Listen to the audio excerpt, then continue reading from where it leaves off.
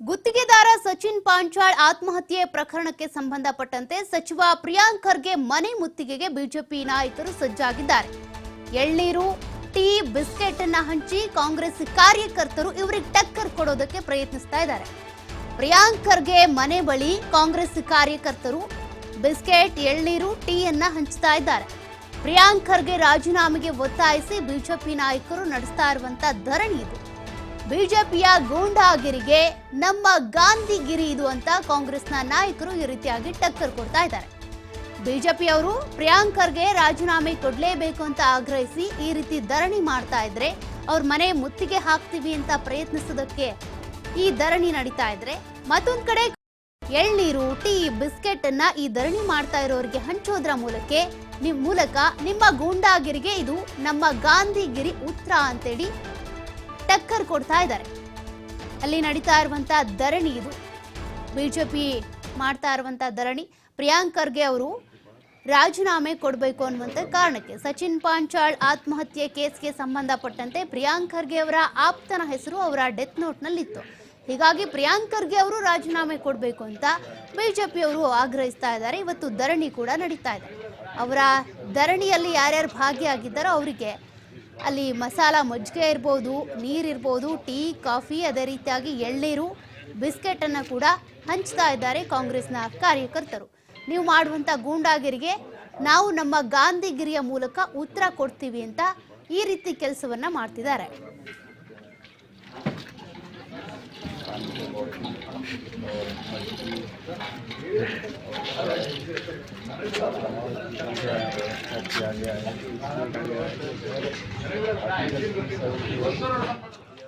ಗುತ್ತಿಗೆದಾರ ಸಚಿನ್ ಪಾಂಚಾಳ್ ಆತ್ಮಹತ್ಯೆ ಕೇಸ್ಗೆ ಸಂಬಂಧಪಟ್ಟಂತೆ ಒಂದು ಡೆತ್ ನೋಟ್ ಕೂಡ ಪತ್ತೆ ಆಗಿತ್ತು. ಆ ಡೆತ್ ನೋಟ್ನಲ್ಲಿ ಸಚಿವ ಪ್ರಿಯಾಂಕ್ ಖರ್ಗೆ ಅವರ ಆಪ್ತನ ಹೆಸರು ಉಲ್ಲೇಖ ಆಗಿತ್ತು. ಹೀಗಾಗಿ ಇದಕ್ಕೆ ಪ್ರಿಯಾಂಕ್ ಖರ್ಗೆ ಅವರು ಕೂಡ ಹೊಣೆ ಅಂತೇಳಿ ಪ್ರಿಯಾಂಕ್ ಖರ್ಗೆ ಅವರ ರಾಜೀನಾಮೆಗೆ ಬಿಜೆಪಿ ನಾಯಕರು ಒತ್ತಾಯಿಸ್ತಾನೆ ಇದ್ದಾರೆ. ಬಟ್ ಸಚಿವ ಪ್ರಿಯಾಂಕ್ ಖರ್ಗೆ ಅವರು ಸುದ್ದಿಗೋಷ್ಠಿ ಕರೆದಂತ ಸಂದರ್ಭದಲ್ಲಿ ಹೇಳಿದ್ರು, ನಾನು ಯಾಕೆ ರಾಜೀನಾಮೆ ಕೊಡಬೇಕು, ನನ್ನ ರಾಜೀನಾಮೆ ಕೇಳುವಂತ ನೈತಿಕತೆ ಬಿಜೆಪಿ ನಾಯಕರಿಗೆ ಎಲ್ಲಿದೆ ಅಂತ. ಅದಕ್ಕೆ ಸಂಬಂಧಪಟ್ಟಂತೆ ಆರ್ ಅಶೋಕ್ ಅವರು ಕೂಡ ಉತ್ತರ ಕೊಟ್ಟರು, ನೀವು ಹೊಣೆಗಾರಿಕೆಯನ್ನು ಹೊರಲೇಬೇಕು, ರಾಜೀನಾಮೆ ಕೊಡಬೇಕು ಅಂತ.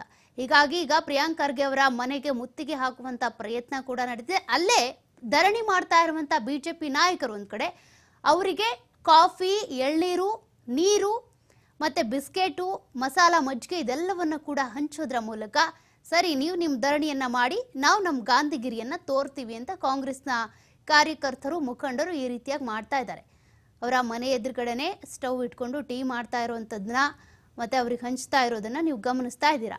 ಪ್ರಿಯಾಂಕ್ ಖರ್ಗೆ ಅವರು ಇದಕ್ಕೆ ಹೇಗೆ ಹೊಣೆ ಹಾಕ್ತಾರೆ ಅನ್ನೋದು ಕಾಂಗ್ರೆಸ್ನ ನಾಯಕರ ಪ್ರಶ್ನೆ ಕೂಡ. ಸಿಎಂ ಸಿದ್ದರಾಮಯ್ಯನವರು ಕೂಡ ಅದನ್ನೇ ಹೇಳಿದ್ರು.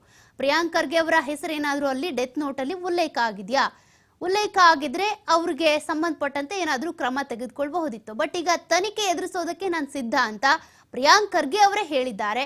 ಹಾಗಿದ್ರೂ ಕೂಡ ಬಿಜೆಪಿ ನಾಯಕರು ಇಲ್ಲ ಸಲ್ಲದ ಆರೋಪಗಳನ್ನ ಮಾಡ್ಕೊಳ್ತಾ ಸುಮ್ಮನೆ ಸಮಯ ವ್ಯರ್ಥ ಮಾಡ್ತಾ ಇದ್ದಾರೆ, ಪ್ರತಿಭಟನೆ ಮಾಡ್ತಿದ್ದಾರೆ ಅಷ್ಟೇ ಅಂತ ಸಿಎಂ ಸಿದ್ದರಾಮಯ್ಯ ಇರ್ಬೋದು, ಗೃಹ ಸಚಿವ ಡಾಕ್ಟರ್ ಜಿ ಪರಮೇಶ್ವರ್ ಇರ್ಬೋದು, ಇವರೆಲ್ಲರೂ ಕೂಡ ಪ್ರತಿಕ್ರಿಯೆ ಕೊಟ್ಟಿದ್ರು.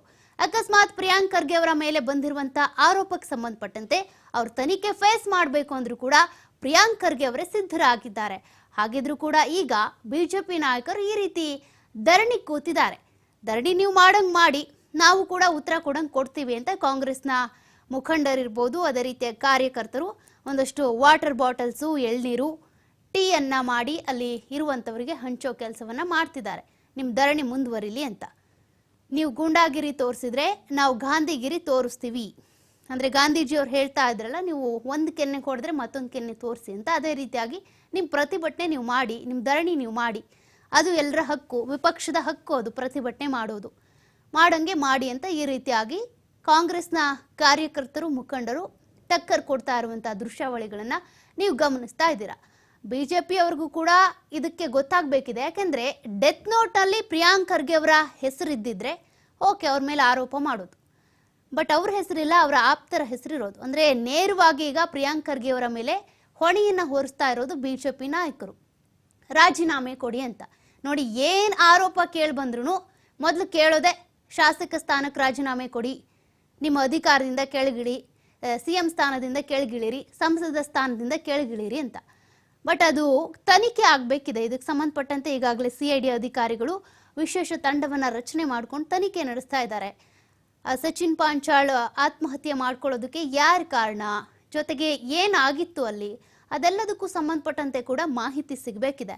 ಬಟ್ ಅದರ ಬೆನ್ನಲ್ಲೇ ವಿಪಕ್ಷವಾಗಿ ಯಾವ ರೀತಿಯಾಗಿ ಆಡಳಿತಾರೂಢ ಪಕ್ಷದ ವಿರುದ್ಧ ಅಥವಾ ಸಚಿವರ ವಿರುದ್ಧ ಒಂದಷ್ಟು ಸಮರ ಸಾರಬೇಕು, ಆ ರೀತಿಯಾಗಿ ಈಗ ಬಿಜೆಪಿ ನಾಯಕರು ಒಂದಷ್ಟು ಪ್ರತಿಭಟನೆ, ಧರಣಿ, ಆಕ್ರೋಶ ಹೊರಹಾಕೋದು ಇದೆಲ್ಲ ಕೆಲಸವನ್ನು ಕೂಡ ಮಾಡ್ತಾ ಇದ್ದಾರೆ.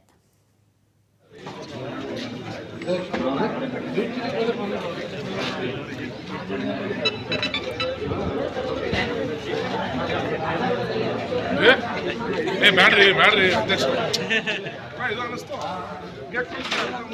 ನೀಟಾಗಿ ಮಾಡಿ ಮತ್ತೆ